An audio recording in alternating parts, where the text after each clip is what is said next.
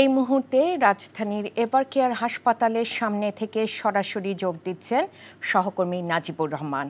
নাজিব, খালেদা জিয়ার স্বাস্থ্য পরিস্থিতি নিয়ে কি তথ্য আছে আপনার কাছে এই মুহূর্তে, সে সম্পর্কে আমাদের জানান। সকাল থেকেই চরম উৎকণ্ঠা আর উদ্বিগ্ন অবস্থায় কিন্তু সংবাদ মাধ্যমের যারা কর্মী রয়েছেন, সেই সাথে বিএনপি নেতাকর্মীরাও কিন্তু এভারকেয়ার হাসপাতালের আশেপাশে এবং সামনে অবস্থান নিয়েছে। খালেদা জিয়ার শারীরিক অবস্থার কিছুটা অবনতির খবর পেয়েই কিন্তু মূলত আমরা এখানে দিনভর এমনকি রাতেও অবস্থান করছি। তবে খালেদা জিয়ার শারীরিক অবস্থার কিন্তু এখনও উন্নতি হয়েছে বলা যাবে না, অর্থাৎ তার অবস্থা অপরিবর্তিত রয়েছে। আমরা যেটি সকালে জানতে পেরেছিলাম যে তার অবস্থা কিছুটা অবনতি হয়েছে, সেই অবস্থাতেই এখনও পর্যন্ত আছে।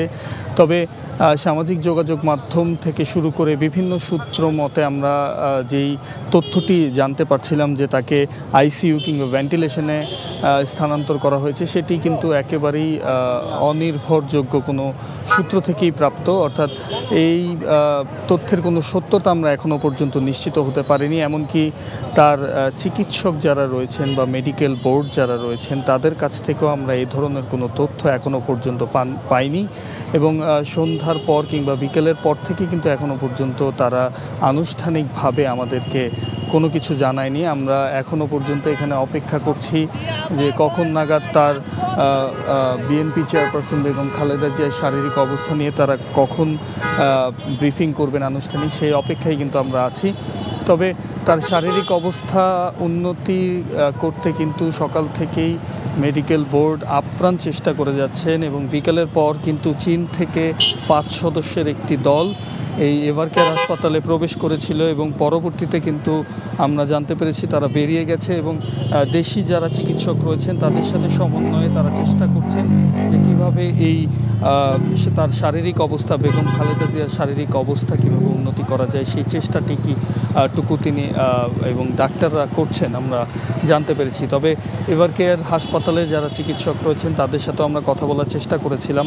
গণমাধ্যম কর্মীদের ভেতরে প্রবেশে নিষেধাজ্ঞা থাকলেও আমরা কয়েকজন গণমাধ্যম কর্মী সেখানে গিয়ে চেষ্টা করেছিলাম চিকিৎসকদের সাথে কথা বলতে। তবে তারা যেটি বলছেন যে খালেদা জিয়ার অবস্থা এখনও অপরিবর্তিত, তেমন কোনো উন্নতির দেখা তারা এখনও পাননি।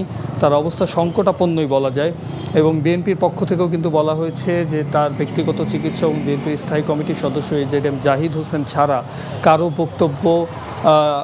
কারো বক্তব্য তারা আমলে না নেয়ার একটি অনুরোধ তারা দেশবাসীর কাছে করেছেন এবং সেই সাথে দেশবাসীর কাছে তারা দোয়া চেয়েছেন বিএনপির পক্ষ থেকে।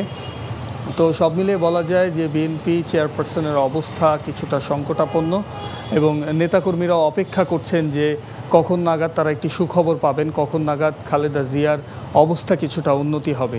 তো সব মিলিয়ে এই ছিল আমার কাছে সর্বশেষ। রাইকা, জানছিলাম বেগম খালেদা জিয়ার স্বাস্থ্যের খবর।